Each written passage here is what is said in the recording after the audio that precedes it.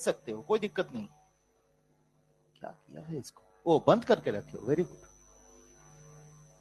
तो बेझिझक एग्जाम दे देना। लेकिन मेरा कहना है घर जाके पेपर ले गया, घर में बैठ के एग्जाम दे रहे हो, कुछ होगा नहीं उससे, कोई फायदा नहीं होता। क्योंकि कितने सारे बच्चे हर साल करते हैं ऐसे, लेकिन उनको उनको कोई फायदा थोड़ी ना होता है, नहीं होता है, हर किसी का सिलेक्शन थोड़ी ना होता है। तो लेके मत जा, इधर ही बैठ के, मतलब 3:40 हो गया, आधा घंटा रेस्ट ले ले, 4:30 बजे से 7:30 तक एग्जाम दे दे, क्या दिक्कत है? अभी तो 180 क्वेश्चन और 3.5 घंटा ही एग्जाम देगा, 3 घंटा 20 मिनट नहीं।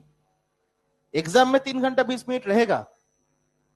ओ 3 घंटा 20 मिनट भी हट गया ना, ओहो सॉरी। हाँ, तो 3 घंटा 180 क्वेश्चन 180 मिनट, पुराना गेम चला चालू हो गया। और अब सोचिए, इस बार कट ऑफ तो 100% गिरेगा, नंबर 1। नंबर 2, इसके ऊपर एनालिटिकल क्वेश्चंस आएंगे 18 18 36, और भी गिरेगा।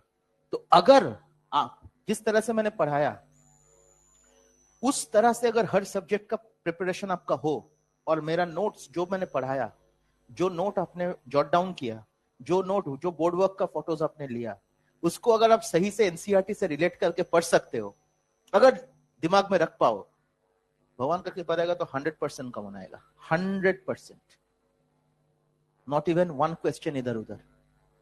और मैं तो बहुत खुश होऊंगा अगले साल अगर NEET mains and NEET advance हो गया, तब तो मजा ही आ जाएगा। That will then we'll go back to the days of IMS. Anyway, online students, good morning, and good morning to you all as well.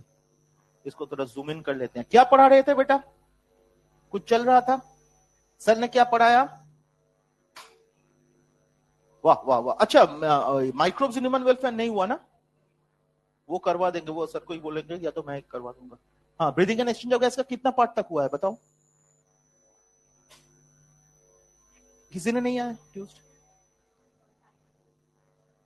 Lung volume, उसका graph किया है आप लोगों ने ना? क्या वॉल्यूम से पढ़ा है? ग्राफ करवाए थे ना? तो बोर्ड वर्क का फोटो मुझे दिखा दे, तो उसके बाद हम लोग प्रोसीड करेंगे। नहीं तो कल भी तो सर का ही क्लास है, क्योंकि कल हम नहीं रह पाएंगे, मेरा मीटिंग है। तो अगर सर ही करा रहे हैं तो सर को ही करवाने दें, हम लोग दूसरे में चले जाए। एक सेकंड, वाह, पूरा एलन का मॉड्यूल है, शानदार। थोड़े क्यों लो रे तोर फोनटा, ठीक है। तो सर ही कराएंगे, ये सर ने बहुत शानदार, वाह वेरी गुड, सर ने एकदम जबरदस्त पढ़ा दिया। तो एक काम करो, तो सर ही इसको पढ़ाएंगे। तो हम लोग एक काम करते हैं,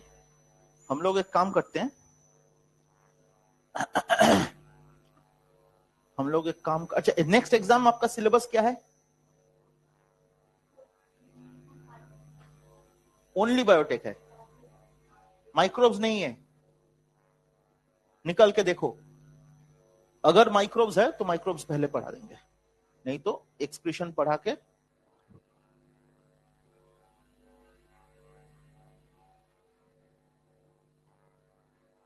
ब्रीदिंग और एक क्लास लगेगा, खत्म हो जाएगा।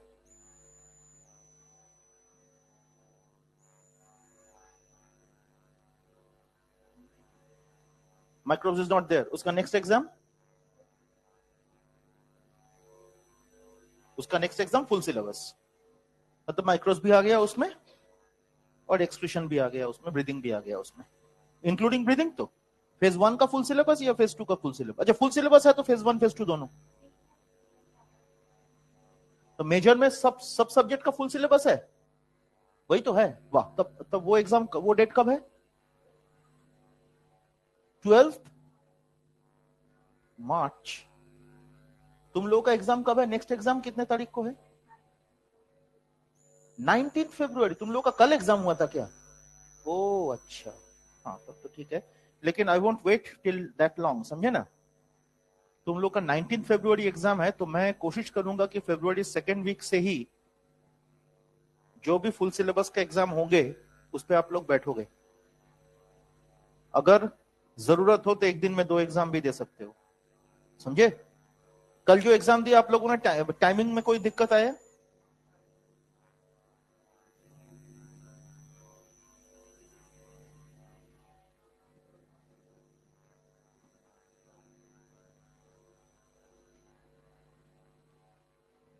स्पीड बढ़ाओ। तुम्हारा क्या रहा?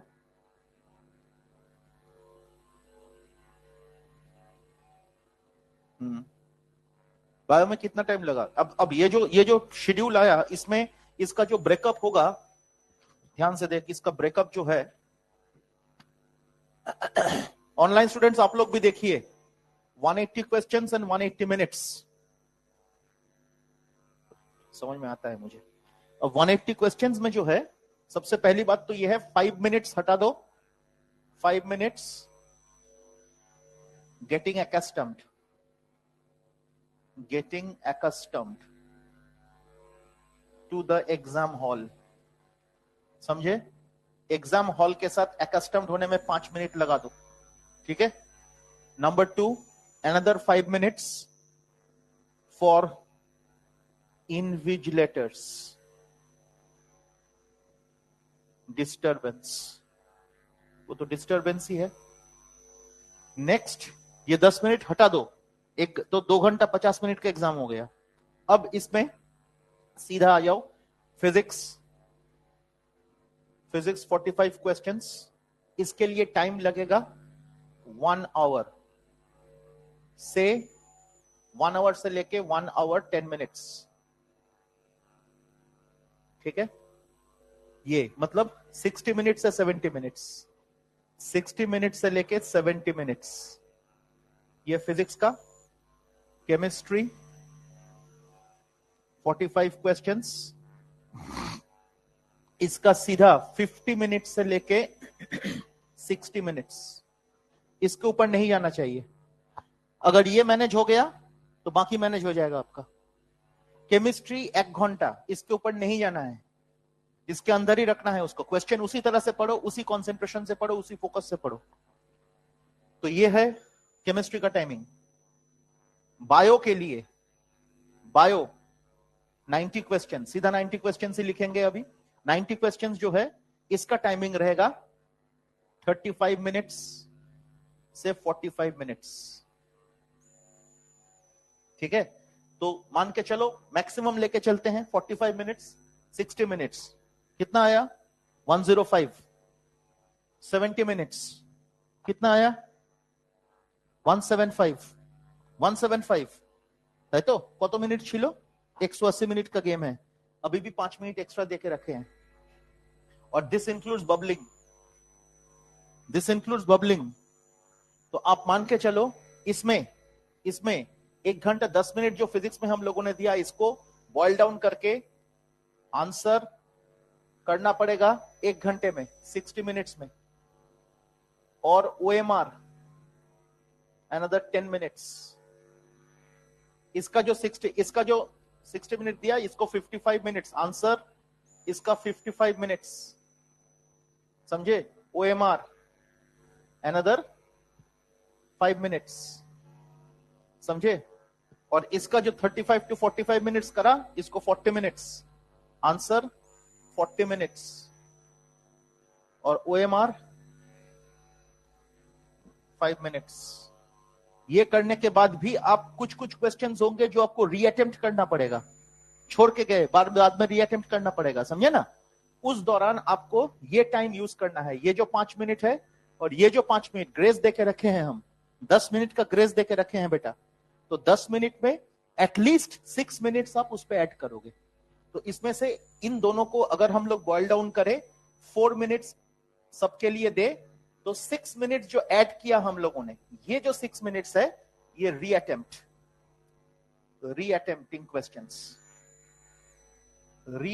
The questions. समझ में आया माय डियर? यही रूल है। इसको पहले यही रूल हम लोग फॉलो करते थे। एक चीज याद रखिएगा, जब 180 मिनट और 180 क्वेश्चंस का जब गेम था, केवल 2020 में पेपर एकदम सिंपल बना दिया था और उसमें 720 आउट ऑफ 720 हुआ, ठीक है। वो लड़का एलन का जो, वो किंतु पश्चिमबंगे छेले, but he gave exam from Bhubaneswar, मतलब राउरकेला, लेकिन वो एलन कोटा में पढ़ता था, लेकिन वो लड़का है बंगाल का, बागनाने छेले, हावड़ा। तो কি নাম ওই ছেলেটার বল না? শোয়েব আফতাব। তো শোয়েব বাগনানের ছেলে, হাওড়ার ছেলে। তো এনিওয়ে তখন কিন্তু একমাত্র শোয়েবই 720 out of 720 paper was very flat. 2020 NEET 12 सितंबर पेपर was damn flat. वो कोई पेपर ही नहीं था, बकवास पेपर था. इस बार वैसा नहीं है. लेकिन 2019 all India AIR 1 Nalin Khandelwal scored 701. समझ में आ गया? बुझते পেরেছো? 651 में स्कोर रैंक था 956 ऑल इंडिया रैंक. वो जमाना फिर से आएगा. 2018 होगा तो वो तो डेंजरस था, छोड़ दो. 2018 में तो 651 में मतलब टॉप 200 का रैंक था, 300 का रैंक था. एनीवे 300 नहीं, हाँ टॉप 500 का रैंक था. तो अभी समझ रहे हो? तो पेपर अगर 2019 लायक भी हो गया तो निश्चिंत रहिए, जो भी जितना प्रिपरेशन करे, जो प्रॉब्लम आप फेस कर रहे हो वो प्रॉब्लम हर कोई फेस कर रहा है. अभी 3 घंटे वाला कौन फेस नहीं कर रहा है? जिनका आदत है पेपर 2 घंटे 15 मिनट, 2 घंटा 20 मिनट, 2.5 घंटे में खत्म करने का. ऐसे प्लेयर्स भी होते हैं. जैसे वो अपना जो बच्चा था, क्या नाम है उसका,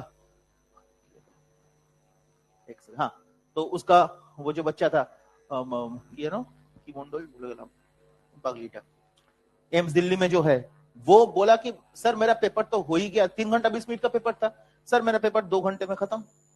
1 घंटा 20 मिनट तक मैं 4 क्वेश्चन करने की कोशिश किया, वो 4 क्वेश्चन ही गलत किया और 700 आया उसका. 2023 का रैंकर है ना. तो ये मैं कहना चाहता हूं आपको कि ये जो प्रॉब्लम आप कल फेस किए एग्जाम के दौरान, ये प्रॉब्लम हर किसी का है अभी. लेकिन आप किस तरह से दिमाग को यूज करके, नेगेटिव मार्किंग को जीरो करके आप लोग परफॉर्म करो. नेक्स्ट एग्जाम पे आप टारगेट करो. इसीलिए मैं बोल रहा हूं कि हर एक एग्जाम दे, हर वेडनेसडे एग्जाम दे, बैठ के एग्जाम दे. इसीलिए मैं बोल रहा हूं. तो नेक्स्ट, आज मैं सब जगह अनाउंस भी कर दूंगा. तो नेक्स्ट एग्जाम में एक बार अनाउंस करके भी आ जाऊंगा. तो नेक्स्ट एग्जाम से आप लोग एक काम करोगे, नेगेटिव मार्किंग 0. गलत आंसर नहीं करना है, गलत आंसर नहीं करना है. जो भी चीज आप रिस्क ले रहे थे, अब रिस्क नहीं लेना है, उसको हटा दे. आप देखेगा, तू देखेगा तेरा रैंकिंग बहुत बहुत बेहतरीन हो जाएगा, गारंटी है मेरा. বুঝতে পারছিস আমার কথাটা? শোন, নেগেটিভ মার্কিং 0, ভুল আনসার করবই না. যেটা আমাকে ডাউট নিয়ে আমাকে আনসার করতে হচ্ছে, হিট করতে হচ্ছে, করব না. আমি তা না করলেও ইফ ইউ লিভ 10 क्वेश्चंस तब भी 680 आप अटेम्प्ट कर रहे हो, उसमें आप 20 मार्क्स घटा दो, 4 क्वेश्चन और गलत कर लो, तब भी जाके आपका 660 में ऑल इंडिया रैंक आ जाएगा. मैं आपको बता रहा हूं, भरोसा कीजिए मेरे ऊपर. अरे 19 वाला लेवल आया तो 100%, और 20 वाला लेवल आएगा तो सबको, सबके लिए वही लेवल है, तो तेरे लिए भी इजी होगा. समझ में आया? लेकिन 20 में भी तू ये जान ले, 20 में भी 651 पे रैंकिंग 1,500 के नीचे ही था. ऑल इंडिया रैंक 1300 या 1400 ही था. वो तब भी हम लोग चिल्ला रहे थे कि भाई 300-400 रैंकिंग बढ़ गया, ये कैसे हो गया. मेन गड़बड़ तो हुआ 2023 एंड 24, और ये कतई नहीं होगा, निश्चिंत रहे. 2024 का रिपीटेशन नहीं होगा. लिख लो मेरे से, paper is going to be difficult, और डिफिकल्ट के लिए तैयार रहिए mentally. Every student got my point. This is very important, this is the need of the hour. अब अभी से अगर प्रैक्टिस कर लेते हो बेटा, मैं गारंटी देता हूं, नेगेटिव मार्किंग को 0 कर. अगर नेगेटिव मार्किंग 0 हो गया तो रैंक हो जाएगा रे बेटा, ऑल इंडिया रैंक आ जाएगा. वो तेरा नेगेटिव मार्किंग के वजह से गड़बड़ हो रहा है. और अभी तो 180 मिनट और 180 क्वेश्चन, अभी तो तेरा रिस्क लेने का चांस भी कम हो गया, क्योंकि पहले आप 5 क्वेश्चन छोड़ सकते थे सेक्शन बी में, अब तो कोई ऐसा है ही नहीं. अब बायोलॉजी बोल के आएगा, no zoology no botany, biology 90 question है ना, बैक टू बैक 90 क्वेश्चन, इस तरह से आ जाएगा. अभी मैंने भी कल इंस्ट्रक्शन दे दिया, रोल आउट कर दिया कि अगले दिन से तो पूरा बायोलॉजी आएगा. समझा ना? तो हमेशा याद रखो बेटा, नेगेटिव मार्किंग नहीं करना है, कुछ भी हो जाए, कम व्हाट में. ऐसे करके देख तेरा मार्क्स कितना बढ़ जाएगा, निश्चिंत होकर देख. और ये अच्छा है. It is always good for those students who have been serious, जो सिर्फ रट्टा मारने पे भरोसा नहीं किया. रट्टा मारने, जो जिस तरह से हम पढ़ाते हैं, हम कभी रट्टा लगा के नहीं पढ़ाते. मैं हमेशा एनसीईआरटी का हर एक लाइन को कोरिलेट करता हूं along with the topic which I discuss. तो this is the art with which I teach. उसको अप्लाई करो, रट्टा नहीं, लेकिन एनसीईआरटी का एक शब्द भी छोड़ना नहीं है. और good students only will be rankers. ऐसा नहीं है कि कोई रट्टा मार के एग्जाम में रैंक करके चला गया, नहीं होगा. देखो, हो सकता है 10 स्टूडेंट हो सकता है, लेकिन 2000 स्टूडेंट नहीं हो सकता, 600 स्टूडेंट नहीं हो सकता. समझ में? तो याद रखना, be patient, be disciplined, 100% selection हो जाएगा. सिलेक्शन नहीं, नेशनल कॉलेज मिलेगा. मैं आपको गारंटी से कह रहा हूं. सिर्फ मेरा टेक्निक फॉलो करो, जो मैं कह रहा हूं वो टेक्निक फॉलो कर, बाकी तो हम समझ लेंगे. ये क्या हो गया?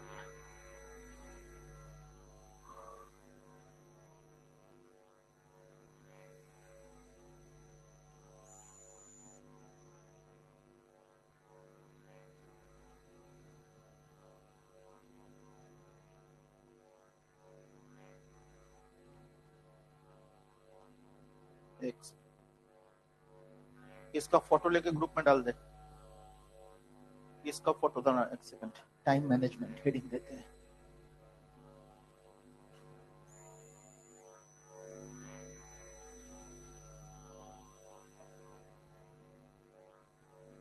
For everyone.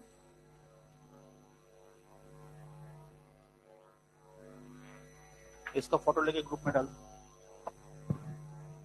मैं भी ले लेता हूं.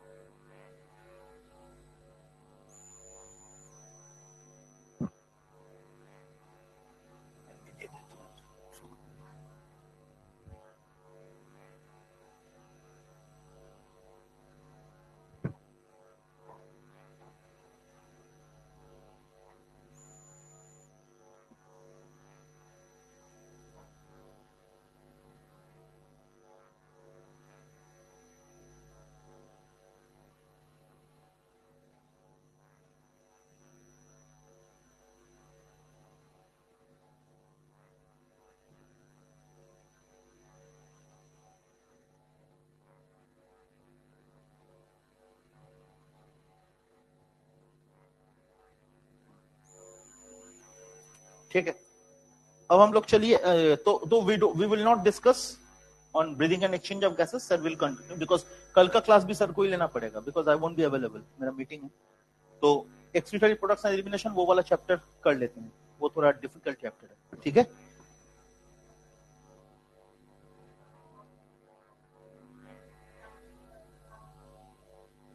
अच्छा मुझे पढ़ा दूंगा. मैडम ने पढ़ाया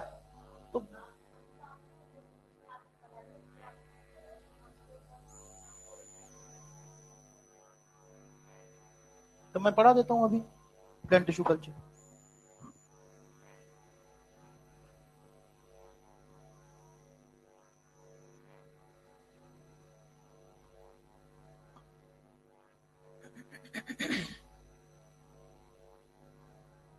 Plant tissue culture is very easy.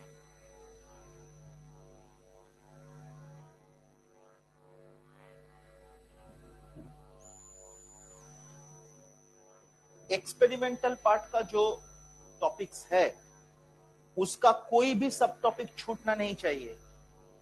Chemistry and physics में कोई भी सब टॉपिक छूटना नहीं चाहिए. Remember my statement. ठीक है, याद रखिएगा. ठीक है,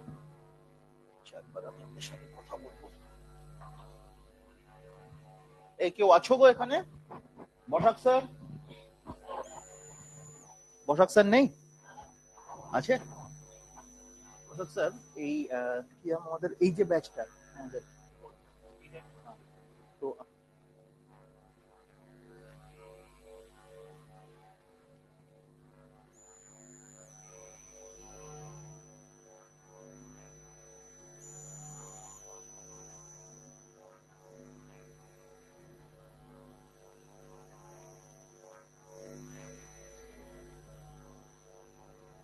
हाँ देख लेना कौन सा टेस्ट है. जो भी टेस्ट है देने की कोशिश कर, है ना, ताकि यू गेट यूज्ड टू 3 घंटा. 3 घंटा पे यूज्ड होना है, समझे ना. और उसका जो स्टैंड आउट कॉन्सेप्ट है वो है नेगेटिव मार्किंग नहीं करना.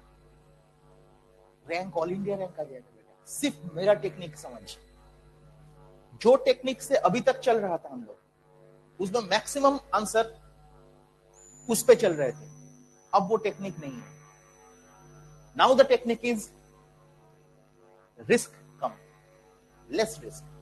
हम अगर 175 क्वेश्चंस भी करेक्ट आंसर करेंगे ना, 5 क्वेश्चन छोड़ देंगे तब भी 700, और 700 में गारंटी है मुझे, मेरा लिख ले टॉप 50 आ जाएगा, ऐसा भी हो सकता है, इसका संभावना है। 2020 में ही 700 में 705 में ऑल इंडिया रैंक 51, 2020 में 70, हाँ ना 700 में ऑल इंडिया रैंक 51, 2022 में भी वही था, 2021 में बढ़ गया था थोड़ा, लेकिन 22 में फिर से 705 में तो अभिलाष का 26 था, और भी टफ हो गया था 22, समझे ना। तो anyway, tissue culture, tissue culture,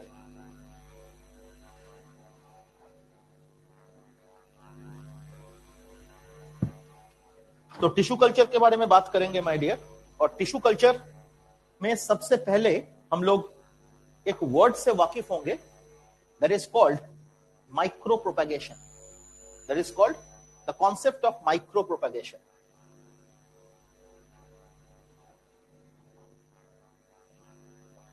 that is micro propagation. अब ये माइक्रो प्रोपेगेशन जब पढ़ेंगे हम लोग, तो एक शब्द पे वाकिफ होना है, that is called explant. Explant, what do you mean by explant? A part of the plant body scooped out or cut off.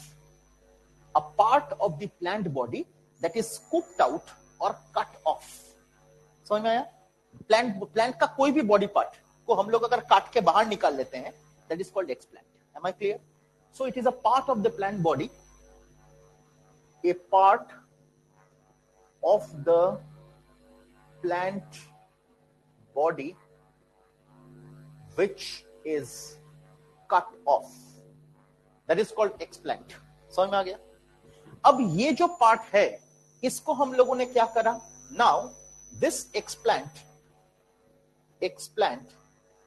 is treated in vitro. In vitro इसको ट्रीट करेंगे। इन विट्रो तो समझते हो, with in a test tube. तो एक test tube लेंगे, under 2 condition maintain करेंगे। Number 1, in a sterile and contamination free condition। अब समझ में आ रहा है why it has been included biotech? Biotech में क्यों इंक्लूड करा गया है? बायोप्रोसेस इंजीनियरिंग का कॉन्सेप्ट तो यही है, sterile contamination free environment. And number two, the explant taken within the test tube is provided with क्या क्या प्रोवाइड कर रहे हैं हम लोग? वी आर प्रोवाइडिंग विद, बोलो, न्यूट्रिएंट मीडिया दे रहे हैं, विटामिन दे रहे हैं, और क्या दे रहे हैं? तो वही तो है, न्यूट्रिएंट मीडियम है, एनपीके दे रहे हैं, क्रिटिकल न्यूट्रिएंट्स दे रहे हैं। एक बार पढ़ो ये जगह ना, क्रिटिकल न्यूट्रिएंट्स दे रहे हैं, ये दे रहे हैं, और क्या है? एक बार पढ़, पहला पैराग्राफ पढ़।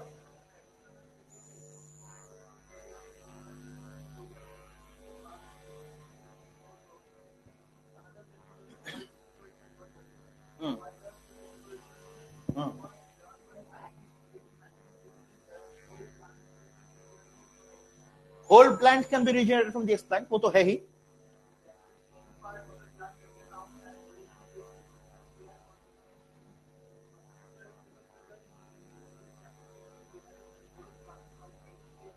That is micropropagation, टोटिपोटेंसी बता रहे हैं वो, पढ़ो वो। नेक्स्ट,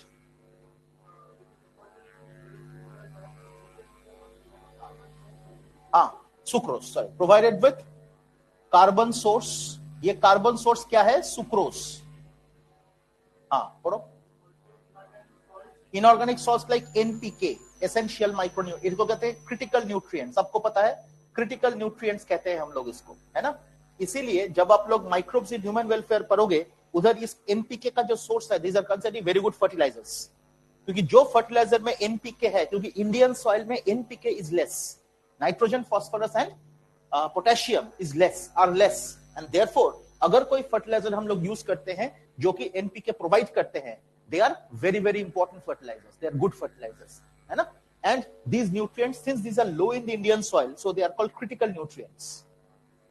You know this, ये जानते हो तो, since ये reason है, they are low in Indian soil. Therefore if this is the assertion, ये है reason, समझे ना। कार्बन सोर्स सुपर, एंड इसके साथ साथ हम लोग क्या दे रहे हैं, फाइटोहॉर्मोन्स, है ना, that is growth regulators, plant growth regulators, है तो। और कुछ है, विटामिन, सॉल्ट्स ना, सॉल्ट्स अच्छे, हाँ, vitamin and amino acids. So इतने सारे चीजें हम लोग अगर प्रोवाइड करेंगे my dear students, then we create a condition in which this particular explant will divide and differentiate to produce a completely new plant. Under this condition, what will happen? The explant divides and differentiates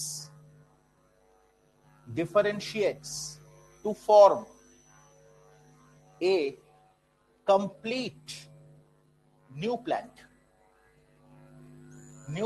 complete new plant. And this divide and differentiate, the ability of a cell to divide and differentiate is called totipotency. It is the inherent ability of a cell to divide and differentiate.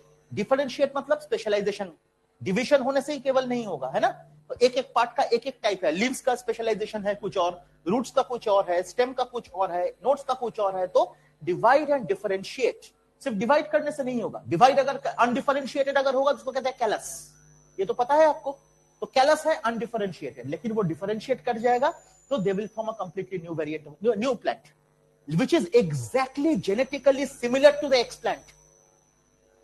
So we are creating clones of the explant, right? है ना? And this mechanism is called micropropagation. So micropropagation का जो principle है वो है cellular totipotency. So here divide and differentiate, इसको हम लोग अगर लेते हैं my dear, this is called ability of a cell to divide and differentiate is called cellular totipotency. And this concept of cellular totipotency was first given by Haberland, Haberland in 1905. ये exam का question है my dear, है ना, ये exam का question है। To form a complete new plant, और ये कंप्लीट न्यू प्लांट बनाएगा which is the exact clone मतलब जेनेटिकली सिमिलर, और preferably we can call it same, genetically same as that of the explant, as that of the explant. Am I clear? And ये जो हो गया my dear students, ये जो genetically same as that of the explant हो गया, this is called micropropagation. So this is called the phenomena involved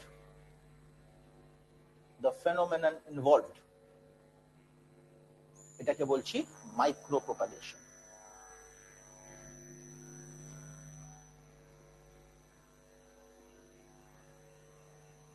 हो गया, देख लीजिए, कोई दिक्कत किसी को? तो why it is included under biotech? This is condition number 1. This is condition number 2. इसके वजह से the tissue culture technique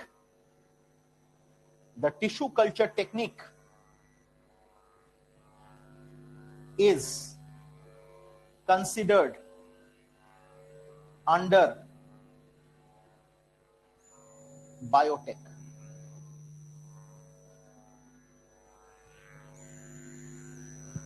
कल ही मैं एक पेपर फाइनल किया, परसों वो पेपर शायद कल हो गया किसी एक टेस्ट का, जबरदस्त पेपर, लेंदी पेपर। अब लेंदी पेपर अगर आ जाएगा तो क्या करोगे? आपको निपटाना है 45 मिनट्स में। अब फिजिक्स का ज्यादा क्वेश्चन करो तब भी वही, बायोलॉजी का करो तब भी वही, केमिस्ट्री का करो तब भी वही। हो सकता है ऐसा भी सब क्वेश्चन अटेम्प्ट किया, फिजिक्स का 4 क्वेश्चन छोड़ दिया, तभी तो 704 में एग्जाम दे रहे हैं। प्रोफेशनल बनिए, प्रोफेशनल बनना जरूरी है। इमोशनली गेम नहीं खेलना है। इमोशनली लोग चार्ज्ड अप होते हैं, लेकिन हर एक युद्ध को जीतने के लिए टेक्निक होता है, वो टेक्निक समझिए। अगर आप केमिस्ट्री का भी 5 क्वेश्चन छोड़ दिए, बायो से बहुत प्यार है, बायो का क्वेश्चन लेंदी, फिजिक्स का क्वेश्चन झटझट हो रहा है, तो कर physics. Who told you to stick with bio? 4 question छोड़ दे बायो में, क्या दिक्कत है? Got my point? प्रोफेशनल बनो, कोई इमोशन काम नहीं करेगा। अगर 10 क्वेश्चन छोड़ भी दिया टोटल, तब भी 680, उसमें 2 क्वेश्चन गलत भी हुआ 670। 180 क्वेश्चन 180 मिनट्स में 670 is a very good score. Let me tell you this. कोई भी कुछ भी कहे, बहुत सारे लोग बहुत कुछ कहेंगे, लेकिन टेक इट फ्रॉम मी, जो मैं बोल रहा हूं वो सुन। चलो, ये हो गया। अब हम लोग बात करेंगे, ये पार्ट हो गया। Second part is the concept of meristem culture. अच्छा, और एक चीज बता देते हैं बेटा, एक वर्ड है callus. The undifferentiated totipotent cells are called callus. A mass of callus. What is callus? A mass of undifferentiated, NCERT te likhe raha beta, undifferentiated totipotent cells. NCERT में लिख लीजिए ये, that is called callus.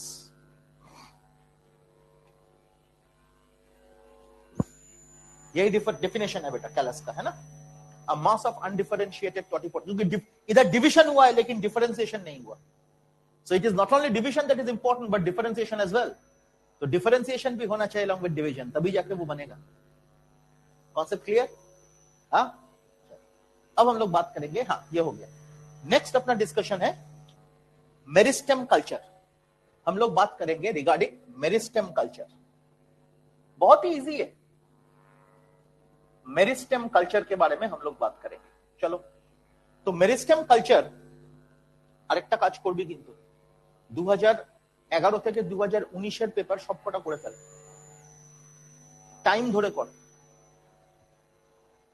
खुद exam दे दे, समझे ना?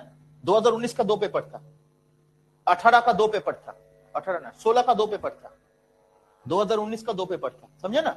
ये दोनों 2011 से लेके 2019 तक।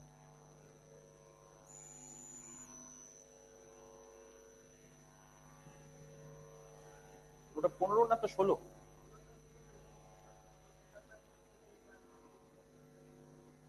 ও হ্যাঁ হতে পারে, হ্যাঁ হ্যাঁ হ্যাঁ 15 कैंसिल হলো না, হ্যাঁ 15 कैंसिल হলো, ठीक।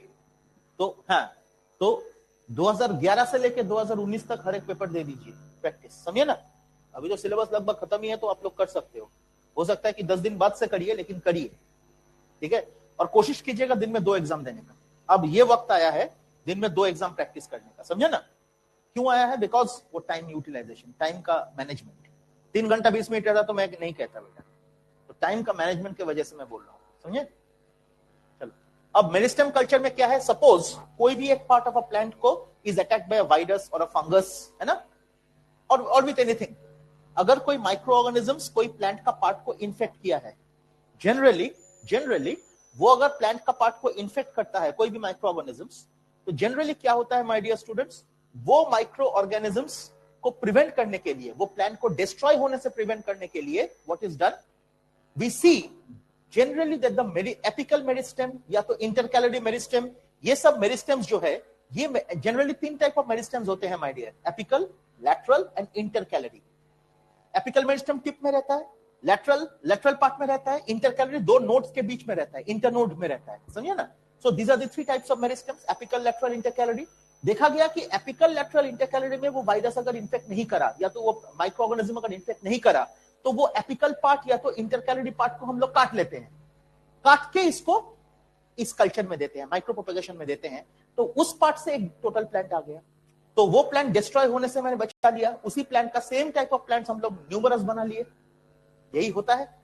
तो meristem culture, if a part of the plant, if a part of a plant is infected by microorganisms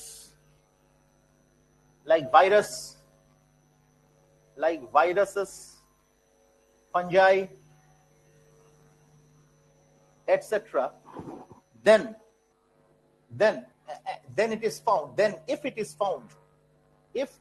found that the apical meristem or intercalary meristem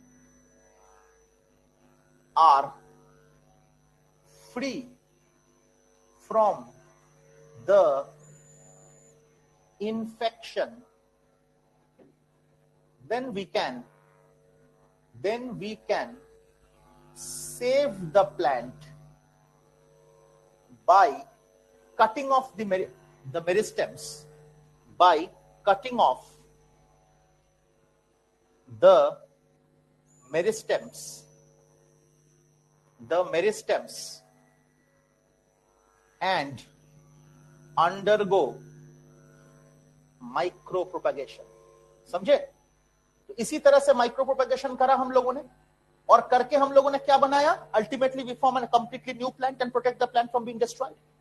तो we formed a complete new plant forms, a complete new plant forms, समझे ना, which is absolutely safe, which is absolutely infection free।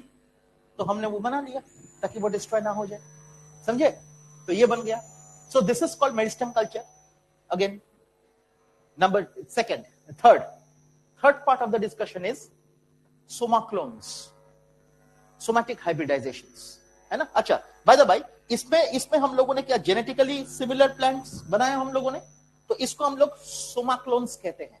ये जो micro propagation, तो ये जो बनाते हैं हम लोग, this is nothing but soma clones, that means these are the clones of the somatic cells। तो somatic cells का clones बना, क्योंकि हम लोगों ने क्या लिखा, exact clone, so these are soma clones। समझे? somatic cell से क्लोनिंग, उसका क्लोनिंग हो रहा है, तो सोमा क्लोन हो गया। अब हम लोग क्या पढ़ेंगे, एक और पार्ट है that is called somatic hybridization, उसको भी हम लोग कर लेते हैं माय डियर।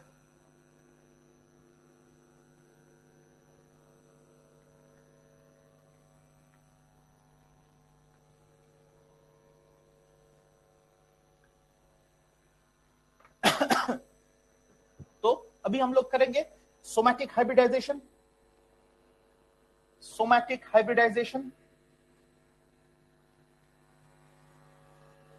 तो सोमैटिक हाइब्रिडाइजेशन जब हम लोग करते हैं माय डियर, क्या है उसमें, तो उसमें देखो दो प्लांट है ना, दो प्लांट सेल को हम लोग अगर कंसीडर करें, ध्यान दीजिएगा, suppose this is one plant cell,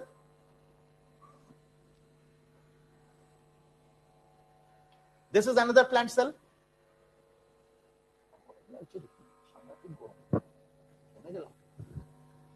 তো দেখি ঠান্ডা লাগছে না, ঠান্ডা লাগছে, জ্যাকেট পরিস নি কেন? এবার লাগবে, কি করে লাগবে, কি করে জানলি কত টেম্পারেচার বলতো? Wait to the normal। अच्छा, this is plant A,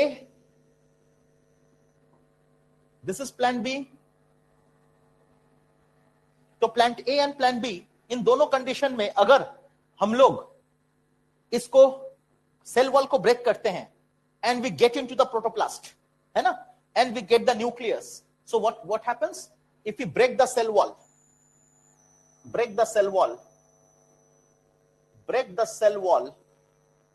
इधर भी हम लोग अगर सेल वॉल को ब्रेक करते हैं my dear, break the cell wall, then we get the protoplast. Protoplast, we get the protoplast along with the nucleic acid, the nuclear materials, है ना, and organelles, right? So along with the nuclear materials and organelles. हो गया. अगर इसको हम लोगों ने collect करा, then what will happen my dear? इसको हम लोगों ने कलेक्ट करा एंड वी मिक्स. इसको हम लोग अगर कल्चर मीडिया में ट्रीट किया, if we treat in culture media,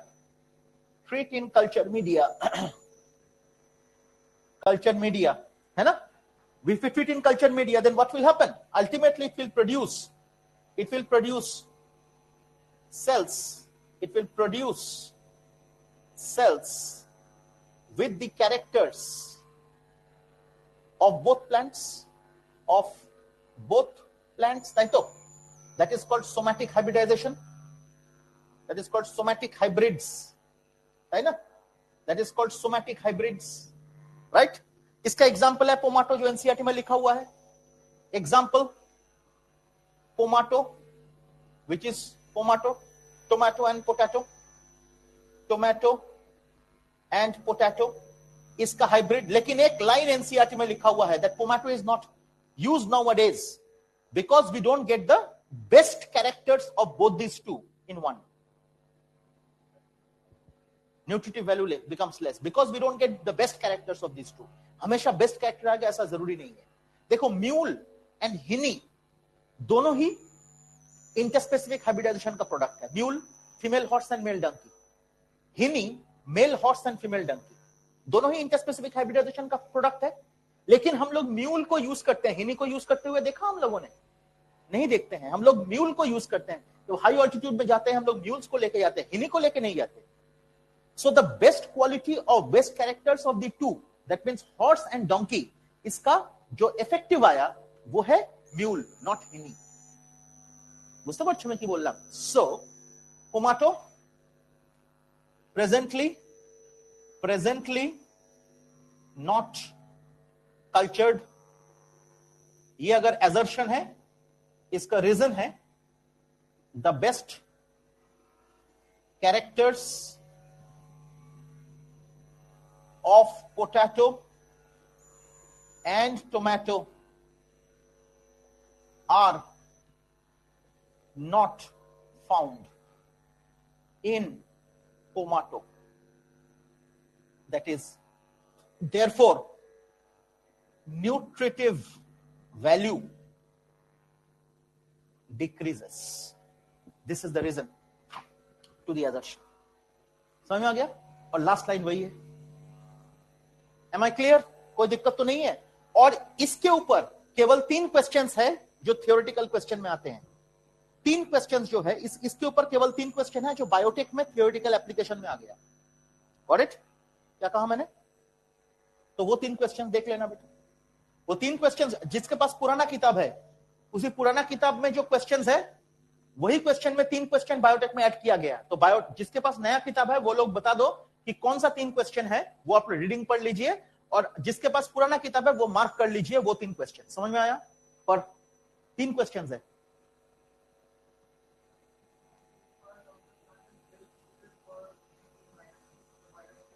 तो मेरिस्टेम्स,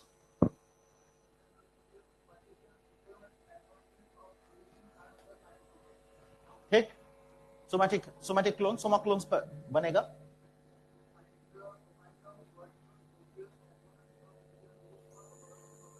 मीडियम हो गया. समझ में आ गया? मीडियमটা কিন্তু পরীক্ষার क्वेश्चन है ना. विटामिन, सॉल्ट्स, है ना, phytohormones, amino acids, this is important, and contamination free sterile environment, all are important. समझे ना? हो गया, काम खत्म. कितना देर ऐड से हो गया? और बताइए, कोई दिक्कत?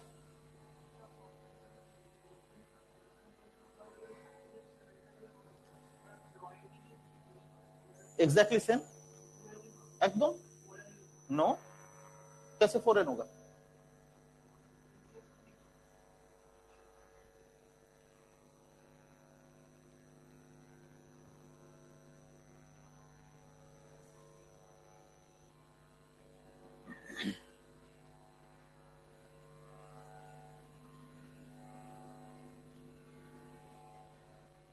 और बताओ, ये हो गया ना? इसका फोटो भी ले लेते हैं।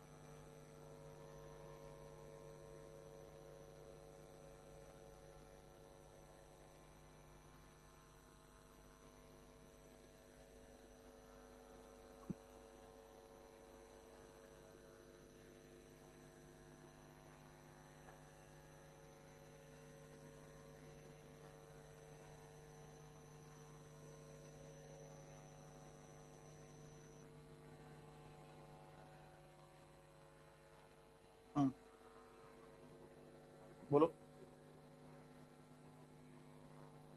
क्या? नहीं, किसको सेंड कर दिया? उज्जैनी हो?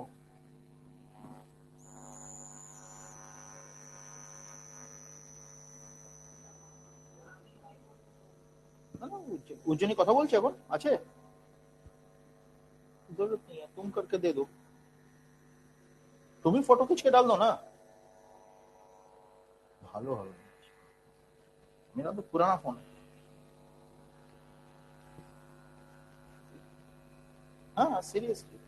अच्छा, पिछले वाला भी दे दिया था ग्रुप में, वो टाइमिंग वो दे दिया ना?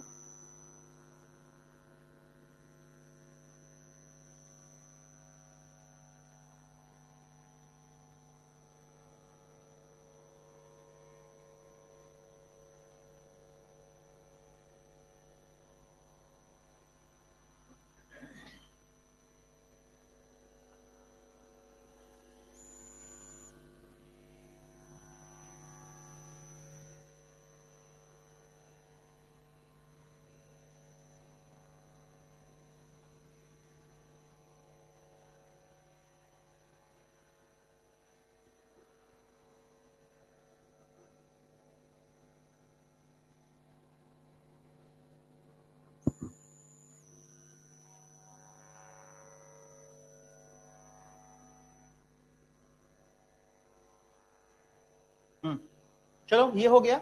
अब हम लोग बताओ क्या करें? वो एक्सप्रेशन चालू करें? एक्सप्रेशन चालू करें? एक्सप्रेशन पढ़ाने के लिए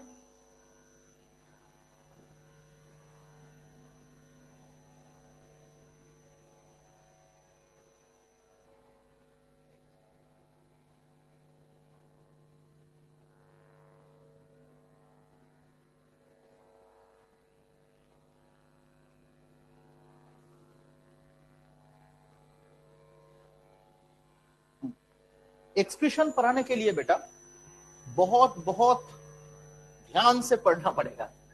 एक वो चैप्टर है, ये ऐसा चैप्टर है बेटा, जिस चैप्टर को कॉन्सेप्ट, इस चैप्टर का कॉन्सेप्ट समझने के लिए अगर समझ गए तो कोई दिक्कत नहीं है, आराम से हो जाएगा। ये फॉलो करोगे तो 100% समझ में आ जाएगा, और अगर नहीं समझे तो कभी नहीं समझोगे। हालांकि आप लोग समझे नहीं हो अभी तक, वो पता है मुझे।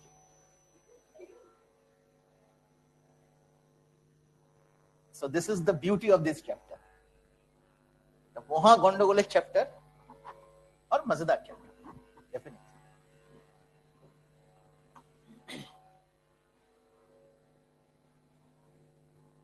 हालांकि ग्रुप में लिख दीजिएगा कि बाद में कि इसका जो जितने भी रिकॉर्डिंग्स होंगे सबको देखना पड़ेगा।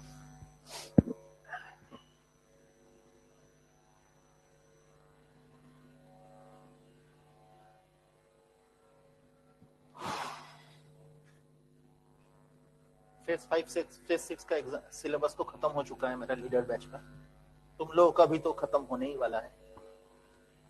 मैं चाहता हूं कि फरवरी 10 तक पूरा खत्म हो जाए और आप लोग फ्री हो जाओ, मतलब बायोलॉजी को लेके कोई दिक्कतें ना रहे।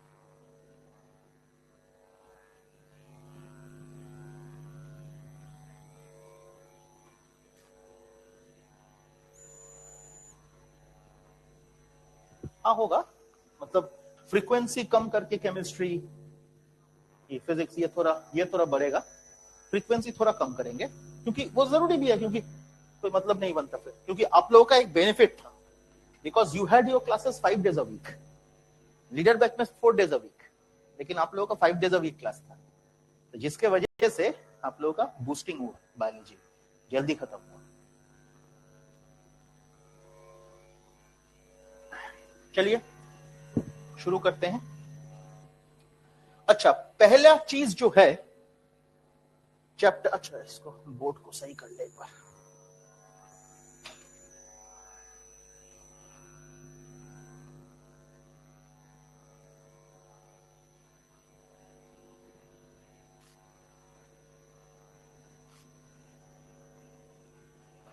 चैप्टर का नाम है excretory products and there elimination.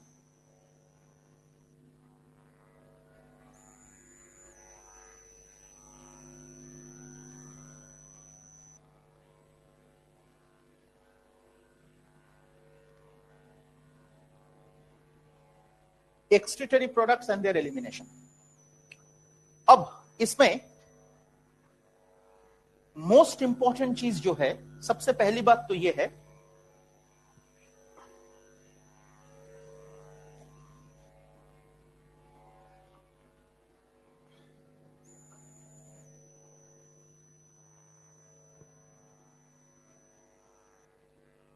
based on the type of excretory products organisms are divided as ammonotelic,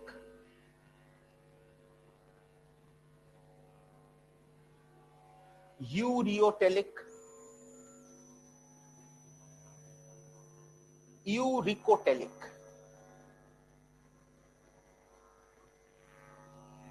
Now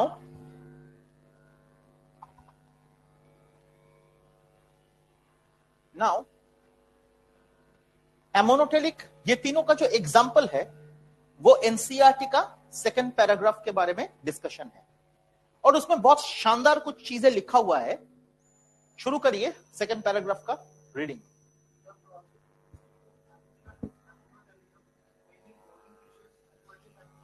तो इंपॉर्टेंट है, एमोनोटेलिक का एग्जाम्पल में क्या आएगा? Bony fishes, many bony fishes माने ऑस्टिक फिश है, तो एक्वेटिक एम्फीबियंस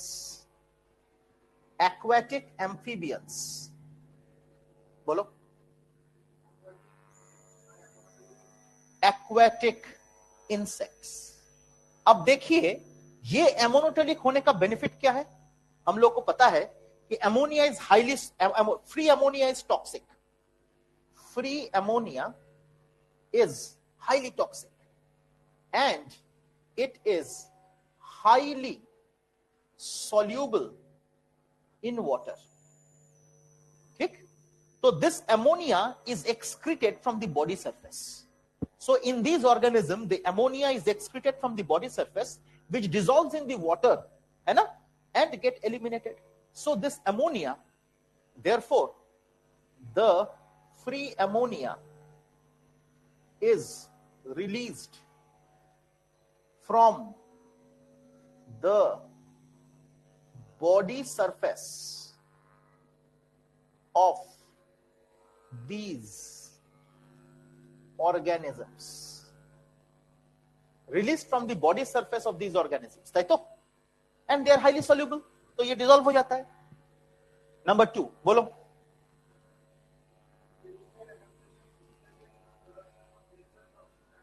ये एग्जाम का क्वेश्चन है, assertion reasoning का भी क्वेश्चन है, terrestrial adaptation, these organisms were terrestrial, ये नहीं जो यूरियोटेलिक है, they were terrestrial। तो टेरेस्ट्रियल एडेप्टेशन के लिए एमोनिया बॉडी सरफेस से नहीं निकलेगा, फिर and ammonia, free ammonia is highly toxic, इसीलिए उसको लेस टॉक्सिक यूरिया में कन्वर्ट किया जाता है विद इन द लिवर। सो अब देख, since these organisms are terrestrial in habitat, इसका हैबिटेट क्या है माय डियर? टेरेस्ट्रियल है, and therefore free ammonia highly toxic with in bracket cannot be excreted from their body surface. Free ammonia cannot be excreted from their body surface, and therefore they are converted into less toxic urea. Therefore free ammonia is converted into less toxic urea। है तो urea का formula पता है आपको? NH2 taken by CO, पहले NH2 C double bonded O NH2, this is urea, and ammonia is converted to urea within liver। ये कहां होता है? लिवर में होता है, within the liver। प्रोसेस का नाम है, इस प्रोसेस को पढ़ना पड़ेगा, प्रोसेस का नाम है ornithine cycle. Ornithine cycle, you can also call it the urea cycle। ठीक, अब कौन सा ऑर्गेनिज्म है? एग्जाम्पल बताइए, पढ़िए। अच्छा, एग्जाम्पल में क्या आ रहा है माय डियर? मैमल्स, बोलो। Terrestrial amphibians like frogs, marine fishes,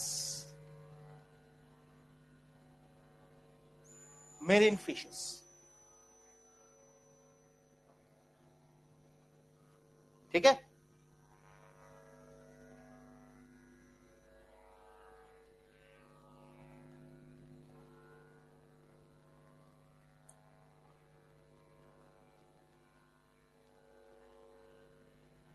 next, uricotelic. अब चलो, ये भी less toxic. Uric acid is also, it is also less toxic than ammonia. It is, माने यूरिक एसिड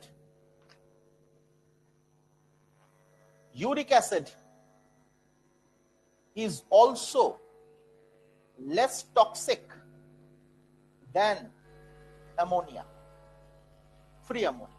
हाँ बोलो।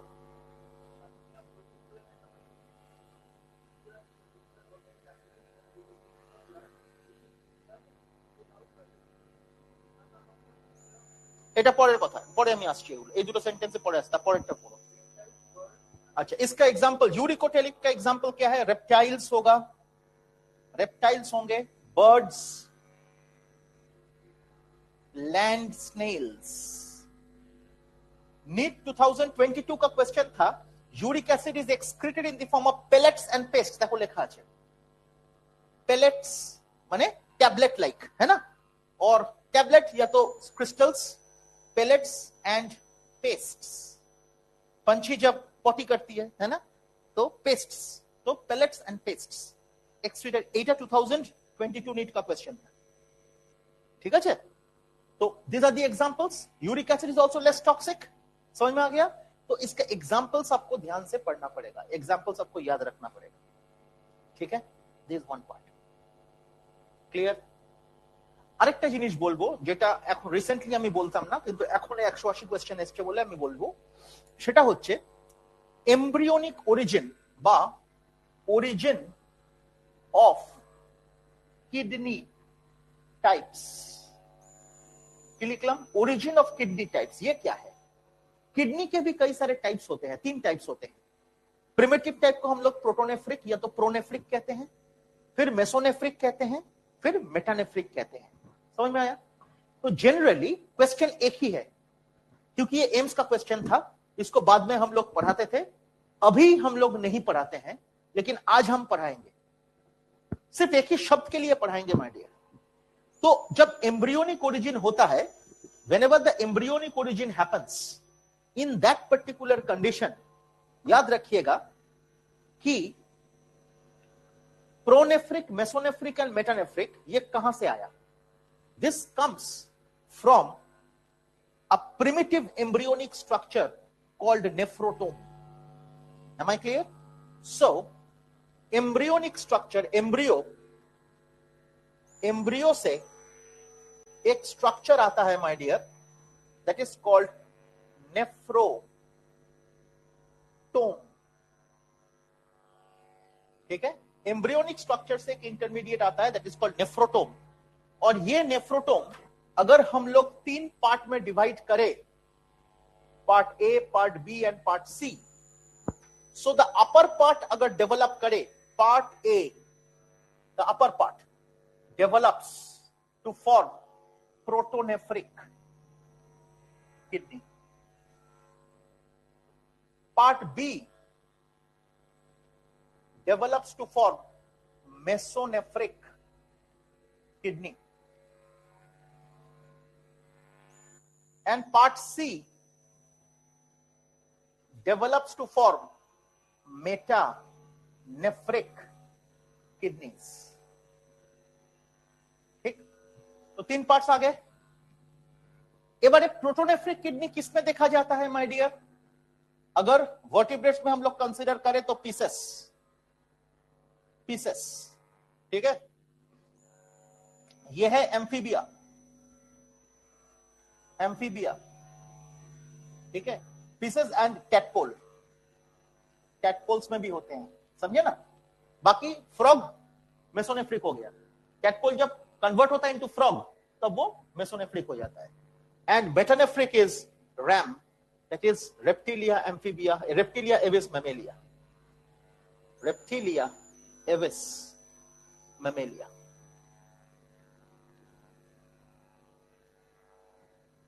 समझे? याद रखना, ये मैं पढ़ाता नहीं हूं, आज मैंने पढ़ाया।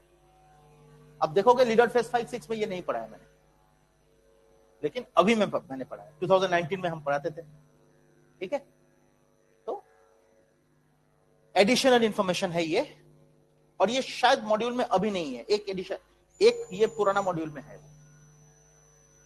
ठीक है, तो किडनी टाइप्स के बारे में बताया।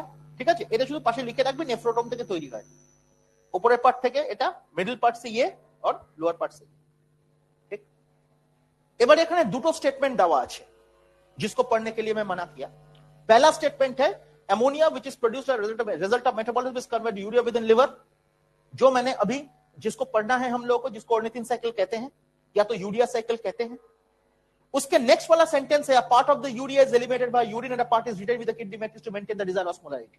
ये सेंटेंस है। तो दो सेंटेंस दो कॉन्सेप्ट को दर्शाता है। क्या बताया, समझ में आया? दो सेंटेंस दो कॉन्सेप्ट को दर्शाता है। ये कॉन्सेप्ट समझने के लिए आपको 295 में जाना पड़ेगा, ओल्ड बुक। जो এটা বলছিস না, কথা বলিস না, এই তোর কত पता? 210 में जाना पड़ेगा, और ओल्ड बुक 295, ठीक है, उसमें जाना पड़ेगा। वो फोटो को एक बार देखना पड़ेगा आप लोगों को। और क्या लिखा है, कॉन्सेप्ट समझो। अब देख, मैं बना रहा हूं,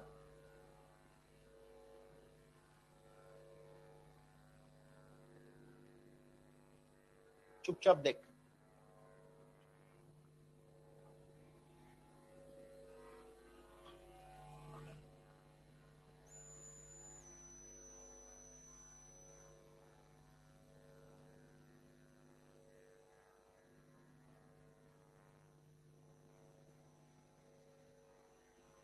ये किसका फोटो है? नेफ्रॉन का फोटो है।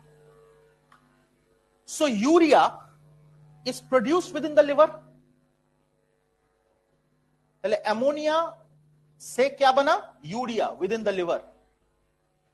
This urea is absorb by the blood ये ब्लड में जाता है, ब्लड से ये कहां आएगा, from here this urea will come here, ठीक, दिस यूरिया चलता रहेगा, चलता रहेगा, चलता रहेगा, चलता रहेगा, चलता रहेगा, चलता रहेगा, and a part of urea is eliminated via urine. कितना यूरिया आता है यूरिन में, एनसीईआरटी पेज नंबर 296, 296 না, হ্যাঁ 294, 294 এর উপরে দেখ ফার্স্ট প্যারাগ্রাফ না, 25 থেকে 30 গ্রামস পার ডে কোথায় আছে, ওখানে আছে না, ওখানে নেই, সরি 296 এ যা, 298 এ যা, সরি 298, 298 ওখানে দেখো 25 থেকে 30 ग्राम्स पर डे। यूरिया का वैल्यू कितना है यूरिन में, 25 से लेके 30 ग्राम्स पर डे। कितना वैल्यू आ रहा है 25 से लेके 30 ग्राम्स पर डे, 25 से लेके 30 grams per day my dear. तो अ पार्ट ऑफ यूरिया, इसमें से अ part is eliminated by urine and a part of urea from here enters into the interstitium. इसको क्या कहते हैं, इंटरस्टिशियम। কেন কি এটা হচ্ছে তোমার cortex, outer medulla, inner medulla and innermost medulla. এটা হলো কর্টেক্স, তাই তো, outer medulla, inner medulla, and this is the papillary region जिसको एनसीईआरटी ने लिखा नहीं। Papillary region the inner most medulla कहते हैं इसको। एनसीईआरटी ने दो सेगमेंटेशन करा लेकिन नाम नहीं लिखा नीचे वाले पार्ट का, समझे ना, इसको पैपिलरी रीजियन कहते हैं। तो एनीवे, तो यूरिया इधर से इधर आया और फिर इधर से ascending limb, thin ascending limb में आया। देखो फोटोग्राफ पेज नंबर 210 या तो 295, देखा आपने। So a part of urea is eliminated by urine, इधर देख, and a part is retained within the kidney matrix to maintain the desired osmolarity. क्या no, this is the kidney matrix। ये total क्या है, किडनी मैट्रिक्स। ये क्या है, matrix by interstitium. इसको मैट्रिक्स भी कहो, इसको इंटरस्टिशियम भी कहो। किडनी मैट्रिक्स को हम लोग इंटरस्टिशियम भी कह सकते हैं, समझे my dear students. And to maintain the desired osmolarity, मतलब ये मैट्रिक्स में, कॉर्टेक्स में रहता है 300 मिली ऑस्मोल्स, इसमें रहता है 600 मिली ऑस्मोल्स, इसमें रहता है 900 मिली ऑस्मोल्स, और इसमें रहता है 1200 मिली ऑस्मोल्स। तो ये 1200 मिली ऑस्मोल्स को अचीव करने के लिए सिर्फ तो ऑस्मोल्स, ओएसएम, ये 1200 मिली ऑस्मोल अचीव करने के लिए सॉल्यूट चाहिए। तो बहुत सारे सॉल्यूट आता है, उसके बावजूद यूरिया भी उस पर कंट्रीब्यूट करता है। So to maintain the desired osmolarity, तो इंटरस्टिशियम का ये जो ऑस्मोलैरिटी मैंने लिखा ये कांस्टेंट रहता है हमेशा, 300, 600, 900, 1200, ये कांस्टेंट रहता है। उसको कांस्टेंसी मेंटेन करवाने के लिए urea has to be reabsorbed. कहां से, from the collecting duct into the interstitium. तो ये कलेक्टिंग डक्ट से जब इंटरस्टिशियम में आ रहा है तो it is increasing the osmolarity, or it is increasing the osmolarity to maintain 1200 milliosmoles. Got my point? Very important. So this part, इसको हम लोग कहते हैं यूरिया साइकिल कहते हैं, या तो ऑर्निथिन साइकिल कहते हैं। and this one is called, this is called the urea recycle. So one concept is of urea cycle. First एक सेंटेंस है यूरिया साइकिल का, पहला सेंटेंस जो आपने पढ़ा, अभी जो पढ़ रहा था 290 तो बोलते, तो पहला सेंटेंस जो आपने पढ़ा, ammonia which is produced the product of metabolism is converted urea with the liver, ये जो सेंटेंस है this is urea cycle. And the second sentence, a part of urea is eliminated by urine and part with the kidney maintain the reserve osmolarity, ये जो sentence है that is urea recycle. लिख लीजिएगा इनसे। आज के लिए इतना ही, समझ में आया। हम लोग यूरिया साइकिल पढ़ेंगे इन द नेक्स्ट क्लास, शायद वो सैटरडे होगा, कल मैं क्लास नहीं करूंगा, कल तो हो जाएगा शायद, सब कंप्लीट हो जाएगा।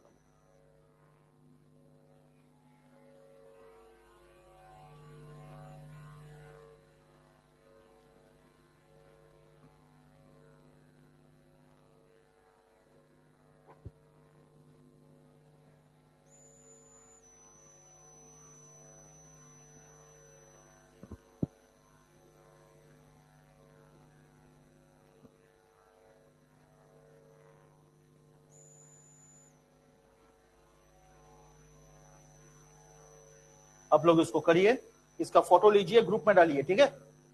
अच्छा ठीक है, मैं ही डाल देता हूं। ये रिकॉर्डिंग ग्रुप में लिख दीजिए अभी कि Saurabh sir started discussing excretory products. तो एक्सट्रूशन चैप्टर, हर एक recording everyone should go through, हर एक रिकॉर्डिंग। आज कितने बजे से पढ़ाया? आज 12 बजे से पढ़ाया, मान के चलो 12:05 से पढ़ाया शायद।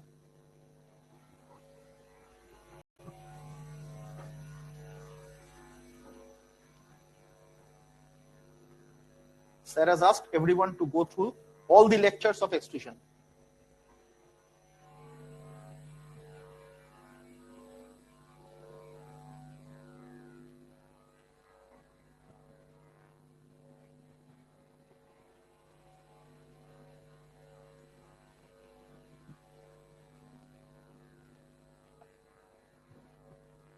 আমার রেজাল্ট চাই, সোজা কথা।